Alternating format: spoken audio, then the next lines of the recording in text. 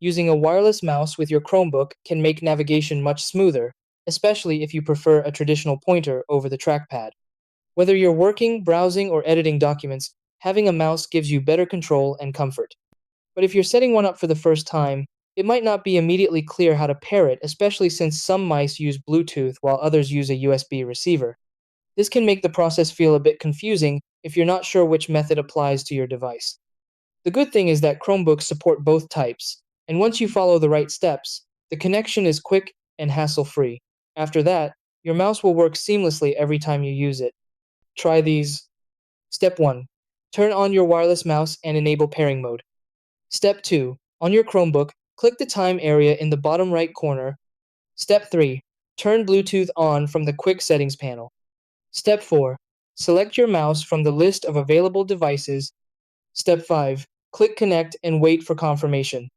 Step 6. If using a USB receiver, plug it into the Chromebook and it should connect automatically.